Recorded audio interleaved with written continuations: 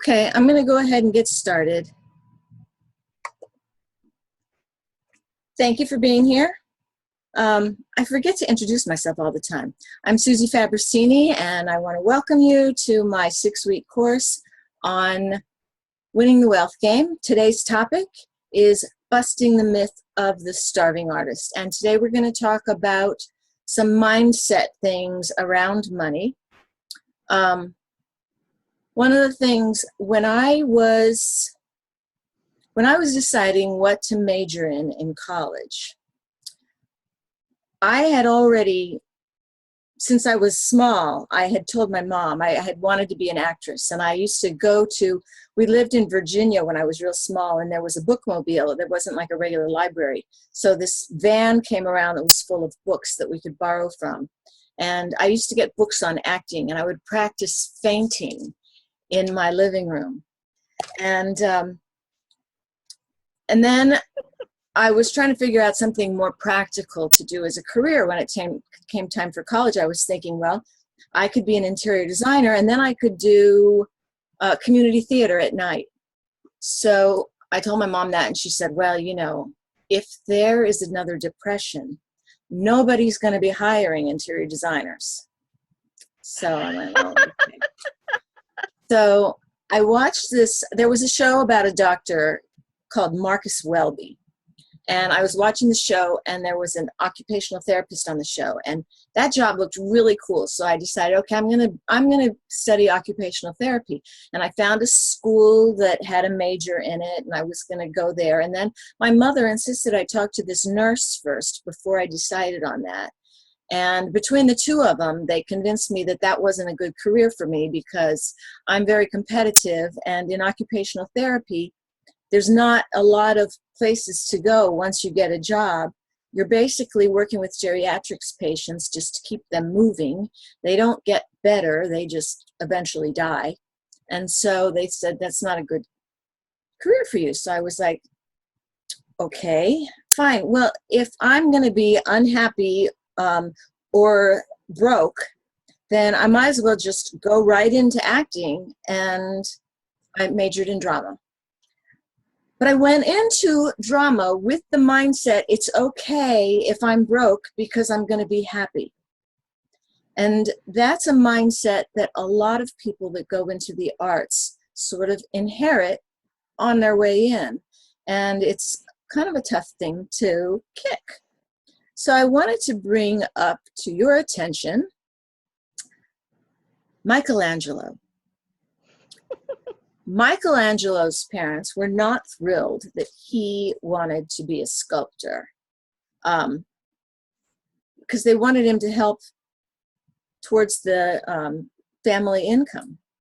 So he went and he got a job apprenticing to another very well-known at the time sculptor, but he told him he wanted to get paid, which was interesting because at that time, and even today, apprentices don't generally get paid, but Michelangelo had the balls to ask for it. And even though there were other people that were very willing and wanting to apprentice to the sculptor for free, the sculptor chose Michelangelo to be his apprentice, and he paid him.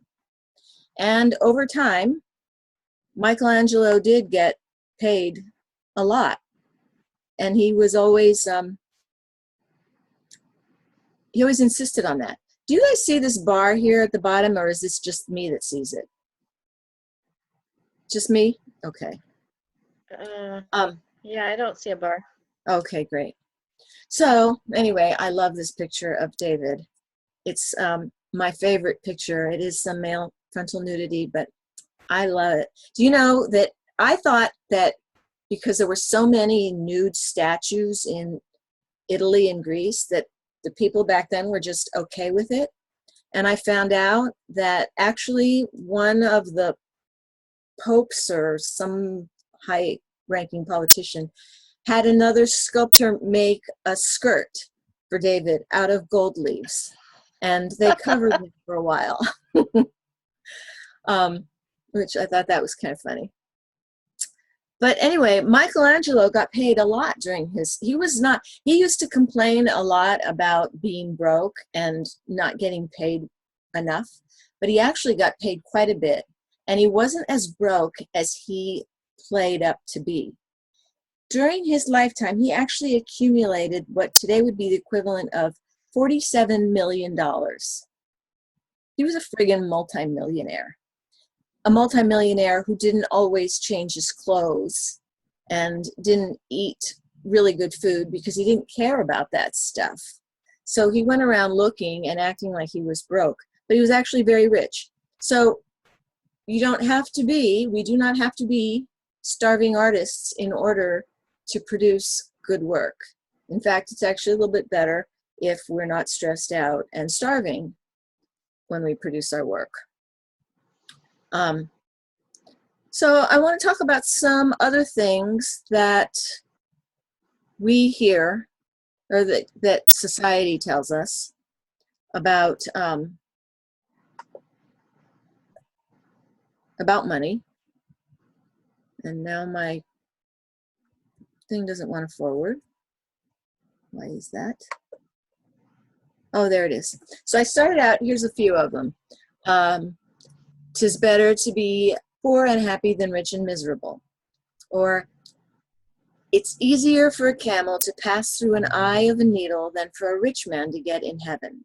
Anybody heard that one before? I think that comes from the Bible. And then, of course, you can't take it with you, which is sort of a way of getting people to spend the money, not save it. I need to increase my audio because I have a hard time hearing you guys. Oops, there we go. Okay. All righty. Okay, so what are some other ones? Whoops. What are some other things that people tell us about money, or that are common sayings that we've heard growing up about money? Money isn't everything. That's a good one. Whoops, I can't. I am technically challenged today. Okay, I have to do it from here.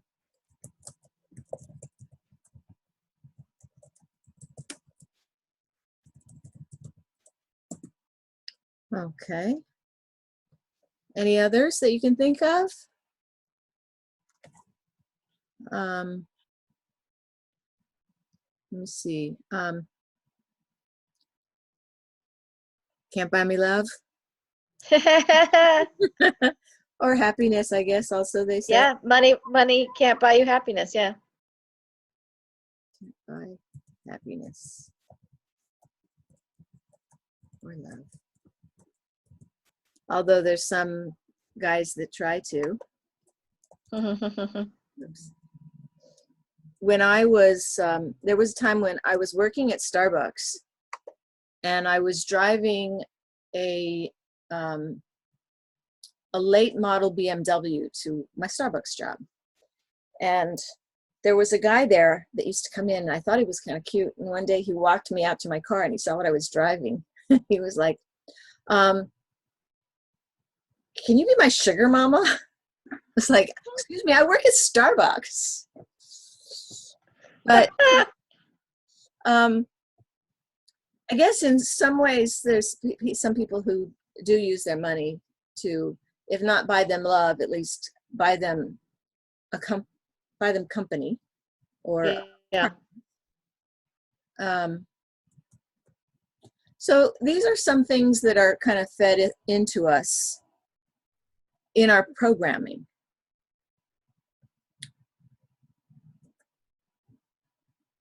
Now when I want to go to the next one, okay. So I was reading a book recently called You're a Badass with Money. And one of the things that she was saying is that we would rather master disappointment than seek fulfillment. And what she was talking about is that we get so comfortable with making ourselves feel good about not having the things that we want to have, that we end up staying there instead of taking risks that might move us forwards. And I think that's kind of a good point. I know that a lot of times we romanticize being broke. I know that I did, well, because I thought that that was my lot in life. I was going to be a theater actress. I would always make just enough money to get by, and that was okay with me. And I would I was living in New York City, and I would walk by the fancy restaurants and look in the window and imagine myself as the poor little match girl. And of course, it was all very noble. But that gets old after a while. And so for me, I had to change a lot of things around as I got older and became a mom. I mean, when I was a single mom, there was still, money was really tight, and there was still the game of trying to making it be okay with my having 2 little kids. Hearing the sprinklers go off at the neighbors and everybody running over with pots and pans to catch the water because the water had been turned off, and laughing hysterically while we were doing it, because it was actually we were laughing at ourselves. I mean, it was an extreme thing, but it was sort of fun. But it wouldn't be fun now at this age. And some things that I've been thinking about, a lot of people say, well, you have to decide that you're going to start making more money. And I think there's some truth to that, but it only goes so far, because I think you also have to believe that you can, and you have to have an idea of some ways that you can do it. And one of the things that, there's a guy named James Altshuler who writes a lot of weird stuff, but one of the things that he writes about is ideas and how valuable ideas are, and it's a muscle in your brain that you have to exercise. And so he says, every day, write down 10 ideas, no matter how stupid they are, but write down 10 ideas of ways that you could make money. And they could be really stupid ideas. The point is to get your brain exercised in thinking that way. And I think that it's a good point, because if you're thinking that way and you have that exercised brain going, then you see opportunities. Eventually, you start to see opportunities where you might not have seen them before.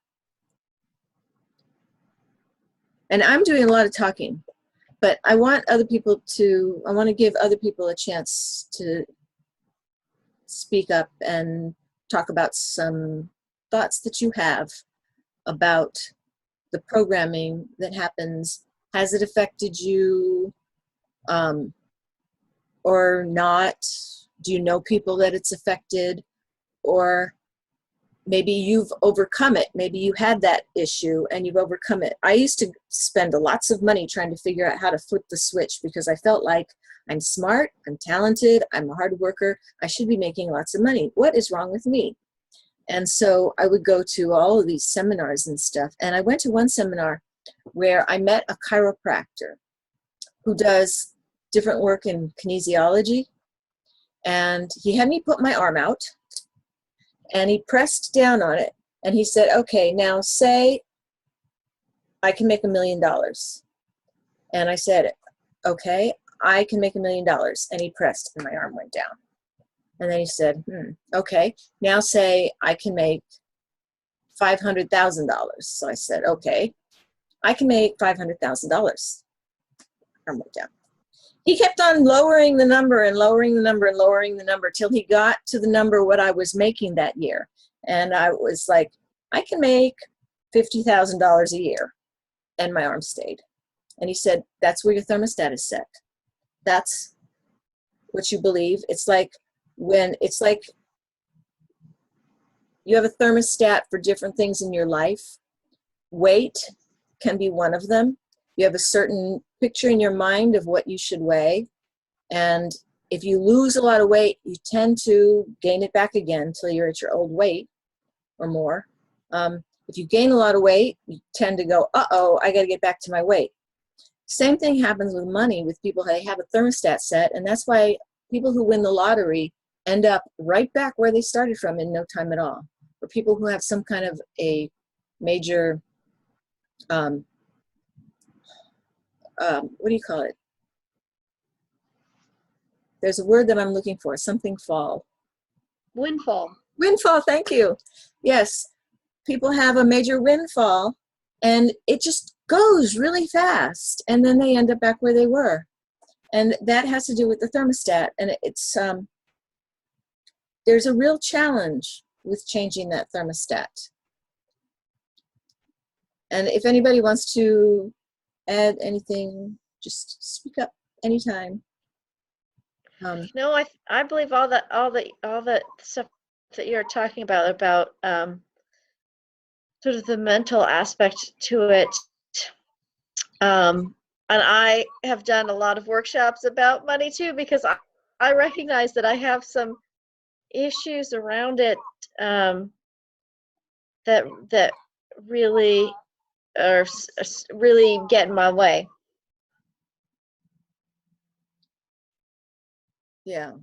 Do you think yours is it a programming thing? Do you have stuff that you recognize that you need to change your thinking on? Is it because you get money and then you spend it, or that you don't get it in the first place? You think you don't deserve it? Or do you have an idea where your minefields are?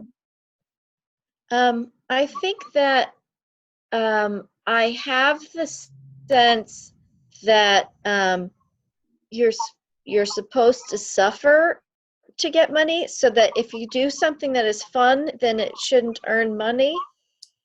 Oh yeah, yeah, totally. And that money is not for enjoying. I learned that, like my parents. I think I got that. I sort of learned that money's not for enjoying. It's for, you can save up and then you can enjoy it once in a while.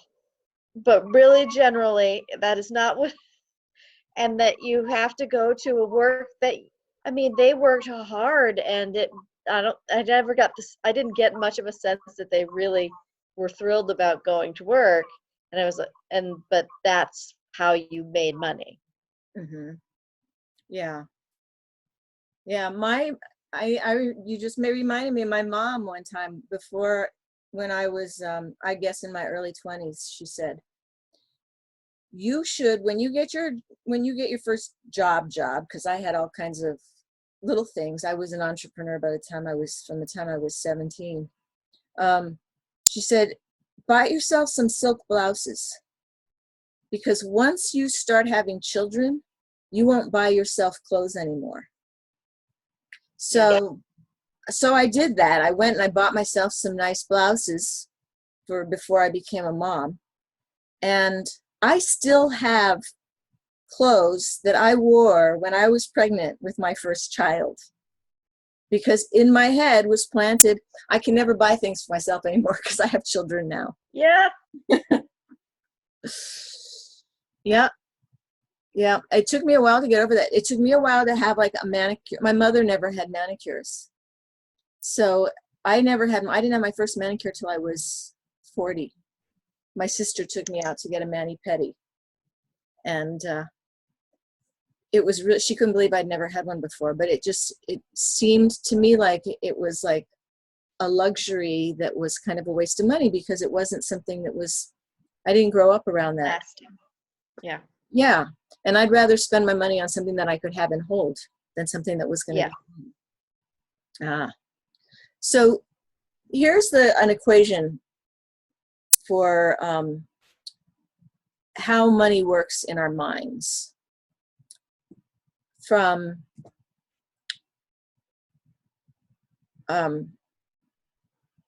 thoughts Our thoughts lead to our, our feelings, which lead to our actions, which leads to our results. So it all starts with our thinking. And actually, the step before the thinking is the programming. The programming is what gives birth to the thoughts that we have. And then if we're thinking that we can do something or that we can't do something, that makes us feel a certain way. And when we feel a certain way, we might feel like we're afraid to take action because it's not going to work, or we feel like, ah, I can do that. And then we go and do it. And then based on the kinds of the way that we approach the actions and the actions that we take based on the feelings, we get a certain result. And one thing that I noticed, and I've challenged myself, is that a thing that's easy for me, I know it's not easy for everybody, but because I don't have a strong attachment to food, I mostly see it as something that I have to eat because I have to keep going and be healthy. But I'm not, I hate cooking. So there have been days where I just eat cereal because it's quick and easy. So for me, losing weight can be kind of an easy thing. At least it's not easy, but I know I can do it, and I know what I need to do in order to do it. So like, for example, in June, I gained 7 pounds, which was a little scary because I never gained that much weight that fast before. And I thought for sure there was a tumor growing inside of me that was causing the weight. In order to prove it to myself that there was no 7-pound tumor inside of me, I decided that the month of July I had to lose the 7 pounds. So I thought to myself, okay, I'm going to lose the 7 pounds in July. I am going to work out every day for half an hour in the morning. I'm going to cut back on what I'm eating. I was going vegan, and if I wasn't losing the weight that I needed to, I would add another workout at the end of the day and cut back some more. And I ended up fasting for 5 days, doing all these different things, and I lost the weight. And I thought, okay, cool. Now I'm going to lose 5 more pounds next month. And then I thought, can I take that mindset and apply it to making money and say, okay, so during the month of August, I am going to lose 5 pounds, and I'm going to make $5,000 extra.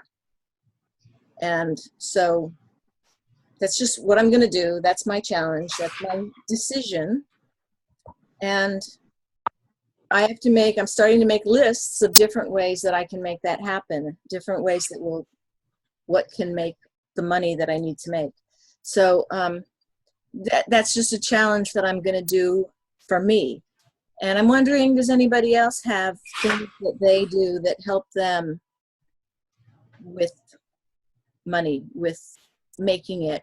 I should also ask, did everybody start has everybody been tracking their expenses and their income and their expenses? You're doing it? Oh, good. Yeah. You are too? Yeah, a little bit. Yeah, I'm keeping an eye on what I'm spending. And, yeah. Okay. You know what? Another problem is I seem to be. I don't know if it's with you all, but when you say you're broke, you don't have enough money, and you're always struggling, you attract friends and people around you that are saying the same language. Yeah. And I'm not sure whether it's your language that's attracting the same people, or if it's just that's your comfort zone, and so you tend to gravitate towards those people. But you're right. I mean, everybody, I'm sure you've heard it a million times. Take the 5 people you hang out with the most, and if you average out their income or their net worth, that's probably going to come up as your income or net worth. How do you start tracking that are higher in successful people that are? Well, one of the things is you have to go where they are. And I think that there's a lot to be said for that, because when you're, there's kind of a group mentality thing that happens. And I know that one of the things that I was thinking about doing, I read about this woman who decided that she wanted to have a different, she wanted a certain kind of, have certain kinds of people in her life. And so she went to the neighborhood where she felt the neighborhood that would attract those kinds of people to live there. And she sat in a Starbucks every day and started to meet those people, and eventually got a place that she could afford in that neighborhood. And it was from talking to the people and spreading the word to everybody that she was looking for a place in that neighborhood. And I thought, well, you know, there was a time when I was, I have a lot of stories because I'm old, but when I was younger, a friend and I decided, while we were young actors and we were kind of new to LA, and we thought we needed to find some rich people to hang out with. So we made a plan, me and my friend Brian. We were going to go to Beverly Hills, and we rode in the same car, but we went in separately. And the plan was to go and meet some rich people. And so we were going to pretend that we were waiting for somebody. And then if one of us got into a bad situation, we would find the other person and say, oh, there you are. So we went to Jimmy's in Beverly Hills, and we went in separately. And I ended up getting called over to join this group. There was this man who had all these women sitting around him at a table. And when the waitress came around, he would order drinks for the group. And he had this roll of bills, and he would peel off, I think it was a roll of $100 bills, and he would peel off one and he'd give it to the waitress. And I was like, whoa, this is exactly what I came here for. But then my friend Brian ended up getting latched onto by an older lady who was celebrating her birthday and was wearing something akin to a negligee. And so he came and found me. Oh, Susie, there you are. So we left. However, it also makes me think that there's something to going to the neighborhood where the people are and looking around at what do they look like, because so that you know what you need to look like, so that you blend in and don't look like you came from Reseda and went to sit in Beverly Hills. But Yeah.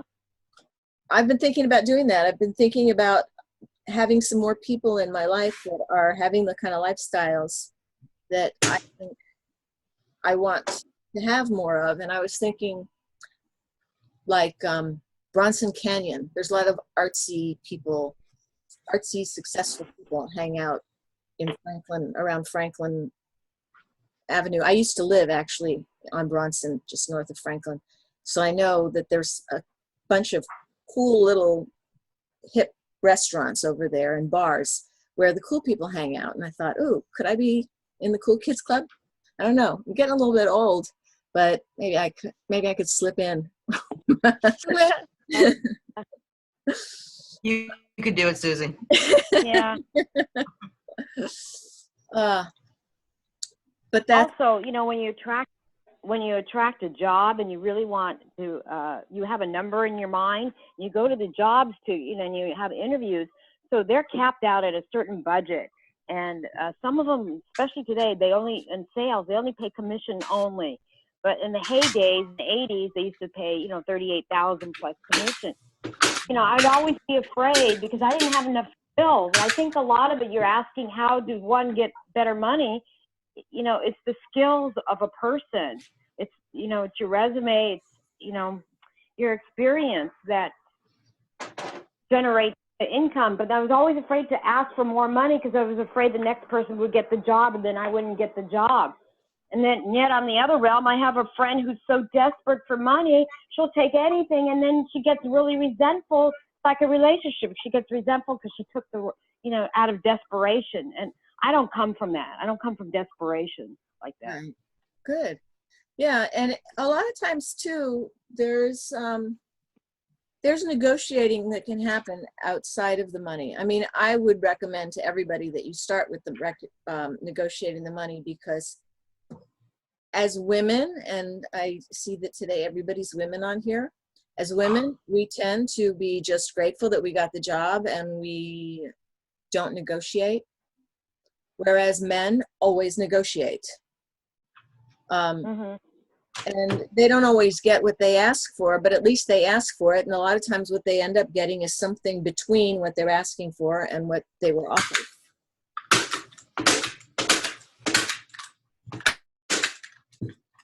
That's a crazy stapler. Yeah.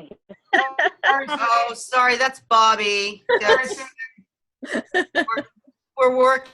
That's why I'm late today, working frame shop. No, Oh. it's okay. I'm done. Okay. So yeah, so changing our programming is an important thing, because I think sometimes we have little things that we don't realize that are holding us back, little habits that we have that we don't realize, like, for example, not asking for more, being afraid to ask for money. And that's one that's really hard for a lot of artists, is the asking for the money, because especially if we're in a position where the cost of things, or the amount that somebody costs, or the value is so liquid. Mm-hmm. It's like when I went from having a photography studio to selling life insurance. But what a relief it was for me that there was no negotiation there. The costs were what they were. They weren't set by me. After having spent so much time as a photographer, having actors come to me for headshots and telling me that they really wanted to work with me, but they couldn't afford my prices. They were always really good at negotiating with me. I was not so good at negotiating back, because I always ended up lowering my prices, or a lot of the times I did. And so that wasn't good for me. And another thing, I don't know if this happens to you guys, but I would have a tendency to get emotional about money. And that's a really common thing. For some reason or other, money ends up not just being a thing.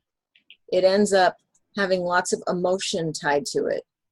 And when I was doing a job and I would charge somebody and they would question the bill, I would be so offended, which was stupid, because it's just they're trying to get the best deal for them, and it behooves them to question the bill so that maybe I'll bring it down. I don't know why. When I'm doing a real estate deal, I'm really good at that. And I think it's because I learned real estate by watching other people who were not attached to the money and saw how they worked it. And so it makes sense for me. That's just how it works with real estate. But somehow it doesn't carry over to everything else. And that's kind of where I could do a shift there, is if I'm looking at the doing real estate deals and doing negotiating there, and put that in different other areas of my life having to do with negotiating. Anybody else have any ideas about changing ways to change programming?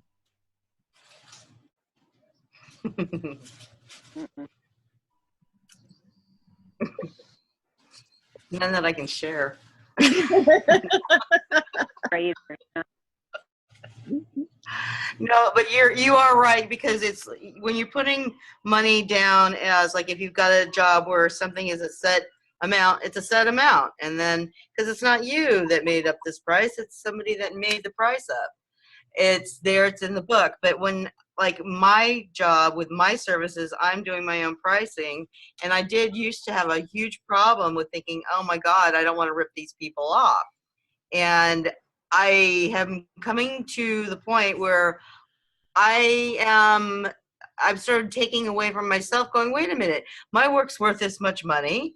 I work my ass off. I should do this. I'm earning this money. But why am I shorting myself? Why? Because I'm being emotional about the money. So that's exactly what you're saying. So learning that, I have to think to myself, no, these are shop hours. I'm doing a good job. I'm dedicated to, my entire self is dedicated to your order, and I'm going to do a good job and stand with it. So I can change my mindset about charging what I'm used to. And being a woman, women are really bad at that. really bad at Mhm. that. You know, Bobby's a bob buster. He'll get in there and say, oh, this is worth this and this and that. Me, I'm just like, oh, stop. You know, so you really do have to put your mind frame into saying, yeah, I'm worth that. I can get that. And then I have to train myself 21 years later in the business. I still have to learn this. So it is a valuable lesson. Thank you for reminding us, Susie, You're welcome. because we do need to be reminded of this all the time. Yeah, because we want to take Yeah. care of everybody, and we're always putting ourselves, we're so empathic that we're Mhm. putting ourselves in the shoes of the other person and wanting to give them a really good deal, and sometimes it's at our own cost, which is, These people I used to have, they could afford another $20. It wouldn't have been a big deal, you Yeah. know. And a lot of it's cultural, Mhm. you know, the bargaining, the this, the that. A lot of it is cultural, Oh yeah. and I used to be totally offended by that, and Mhm. now I'm just like, no, I don't bargain. Mhm. Just that's all it is. But you know, for 15, 20 years, I'm just like, you know, how can these people do that? Uh-huh. So you have to take so many things under consideration. It's a different world, and you really do need to step up as a woman. Mhm. You know, value yourself a little more, and it's a mindset. Exactly what you're saying. I used to have a man that made clothes. His name was James Riva, and he's a designer of clothes. And he was on Fairfax, and he ran a small thing out of his house. And I used to come over, look at his rack, and he used to tell me, "Oh no, people come here and they drop $10,000. It's just no big deal to them." And I used to think, and you're asking today's topic is like, what are our thoughts? I used to think 10,000. I can't even make 200 or 300 for myself. How do people come in here and drop 10,000 and it's no big deal? Yeah, everything. And then he made me feel bad because, okay, well, I can only give you $50 or 100 for the outfit. Everything's relative. Yeah. It's You true. know, $10,000 was $20 for them, so it's, you know. Mhm. But what Susie's trying to teach us is how to be able to drop 10 grand or how to put 10 grand away. Yeah, and Yeah, or generate it. it's important to not be afraid of the money, and I think that we need to see it more as tools. And the money is a tool for us. It's a bargaining chip. It is not about our self-worth as people. And cultural is also an interesting thing when it comes to money, because like I worked in an office at one point where one of the guys that trained me was making a lot more money than I was. And I had drinks with him one time, and I said, I need to make more money. And he said, have you asked for a raise? And I said, no. No. And he said, well, you have to ask for it. They're not going to just come and give it to you. And I thought, really? I thought that's how it works. Eventually they come over and say, you've been doing a good job. Here's your raise. And he was Armenian. And so in his culture, I guess, and also he's a man. So those two things made it very easy for him to go and ask for money, because it's just part of deal. It's just part of the deal. Yeah. Part of business. And so I had to learn to go and ask for a raise. And lo and behold, they gave me a raise. I couldn't believe it. And And then they probably never would have. they would never have. No. And it's Yeah. like when my husband had his hot dog restaurant, my daughter is really good at asking for raises. So she was working her way up the ladder. I asked for a raise because she got me to ask for a raise. But then there was this one guy who had worked there from the beginning, and he was Asian. And he quit one day, and he was very, very angry. And he said that all this time he'd been working there and he'd never gotten a raise. And I asked my husband, how come you never gave him a raise? He goes, I never thought about it. He never asked me for a raise. I would have given him a raise if he asked me. So, yeah, there's that whole thing about like what we feel like should and shouldn't happen around money. We give it too much personality. Like you said again, you gave it a whole personality. You gave it an emotion, which it's not. It's not an emotion. You're right. Mm-hmm. And I think that because we put so much emotional walls around it, what ends up happening is that we don't use it the best ways that it can be used, because we're so cautious about it. Like I know, it's really interesting. I was working with a general agency for life insurance that's out in Arcadia, and that area out there is lots of Chinese and Korean. And I went out there to a meeting and I was asking some of the other women, who do you use for your paramedics? And paramedics are the ones that go and take your blood and stuff when you apply for life insurance. And everybody said, oh, we don't need paramedics for children. And I said, well, yeah, but what about for the adults? And they said, no, until they're 18, we don't need to do paramedics. And I said, but aren't you getting insurance for adults? And they said, no, the adults already have the life insurance. We're getting it for their kids. And I thought, that is so interesting. They had such an easier time selling life insurance in the Asian population, because part of it, Chinese people don't mind talking about how much money they make, and they don't mind about looking for the best deals. And clearly, when you're buying life insurance, the best deal is the younger you are, the better the deal. So they all bought it for their kids so that the kids would already have it when they became adults. And it just made so much sense. But it doesn't work that way with American culture, because people are, all these different reasons, there's so much around it, but there's so much emotion around life insurance for Americans that they don't take advantage of the best deals, because life insurance and kids seems ghastly or gruesome to them, that you don't think about those two things together. And there's lots of other situations like that where our emotional ties to money can prevent us from using it as a tool, because it becomes this little person next to us.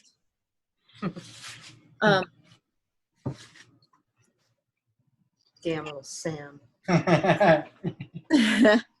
So does anybody else have some ideas about some challenges they can set up for themselves to help them change the programming? Well, how come I used to have a friend that said her boyfriend used to have all this money landed in his lap, and he sounded like he didn't even generate it. It just automatically landed in his lap, and we couldn't figure it out. I don't know why some people just have all this money and then Maybe that's some people, not true. No? Maybe that's what he was saying. Well, there's also, I know it's her boyfriend. there's also She people, knew. I've known people too that money comes to them really easily. And part of it is that it's Exactly. an organization that they've set up. And so they are not afraid to take advantage of situations where maybe we would be afraid of it. Yeah. Like, for example, buying a house. I mean, real estate's a way to make, it's one of the easier ways to make a lot of money, especially in California. But the problem is that people get attached to the real estate, and they have expectations. And so there's the emotion getting in the way of being able to take advantage of a situation where timing is important. People even get attached in the stock market. They've got their money in the stock market, and instead of selling it when it goes high, they think, oh, I'm going to hang on to it because I really like this stock. It's doing really well. I'm gonna hold on to it. And then they hold on to it, and then it ends up not doing as well. And they're not taking advantage of things because they have emotion. They have fear about selling it and missing out if it goes higher. Whereas if they would just sell it when it went high, they would for sure have locked in their gains there. And a lot of that is afraid of risk also, right, Susie?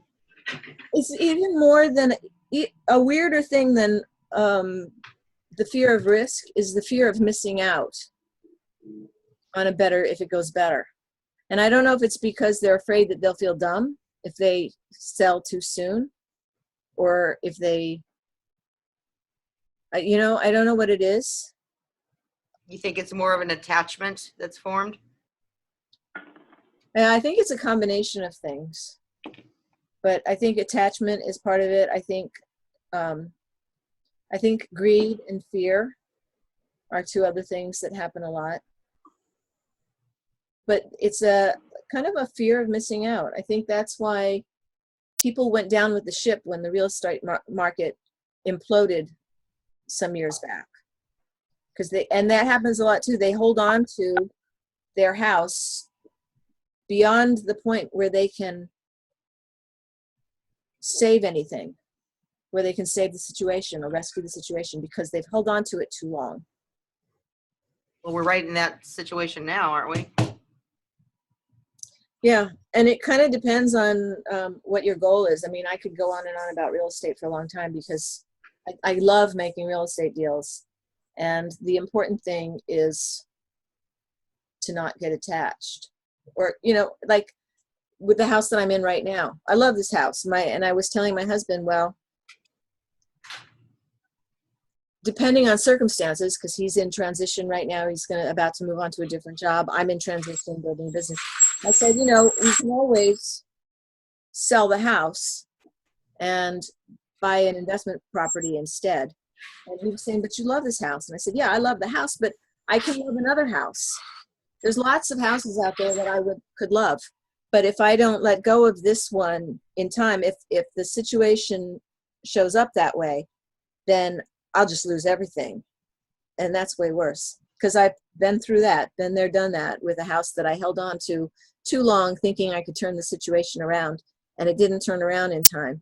And it turned out okay ultimately because the market was going up so fast, but it wasn't smart on my part. I learned a big lesson about holding on to something too long. Sometimes you just have to divorce yourself from all the emotion and take a stand. Boy, that's today's lesson right there. Yeah.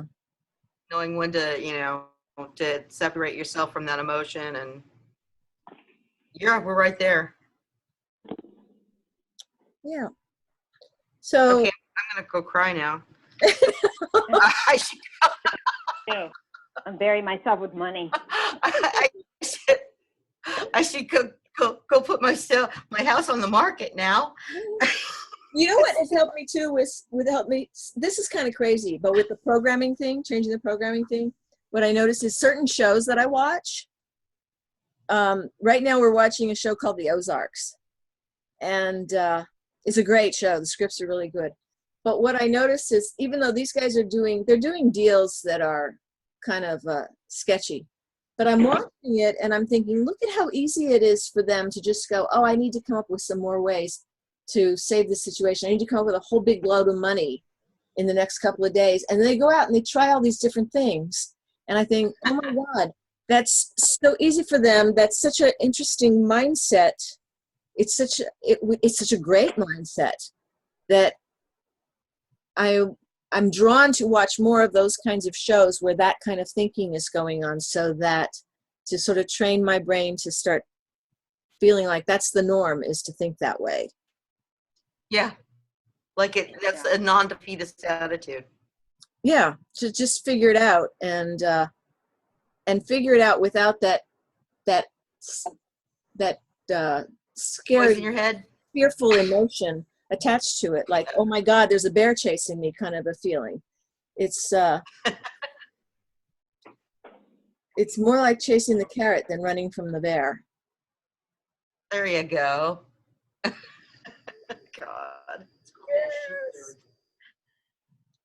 So anyway, I've been spilling my guts and giving you all kinds of thoughts from this end.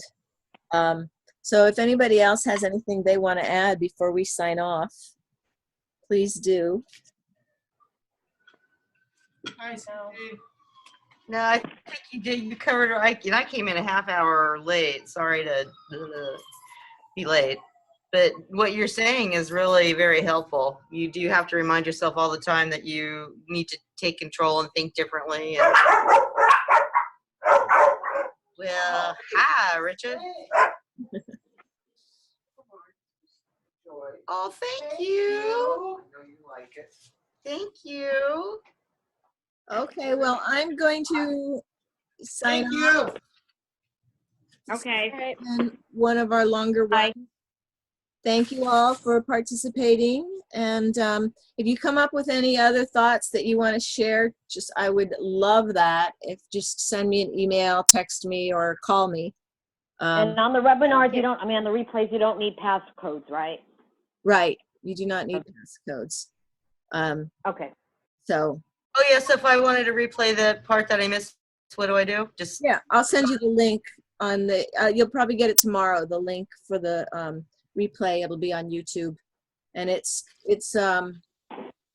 unlisted, so people outside of our group won't. Nobody can do a search and come across it. So just so you know. okay. Got it. Yeah. Okay, great. Thank you. You're Thank you. welcome. Thank you. Bye. Bye. Bye. Bye. Bye.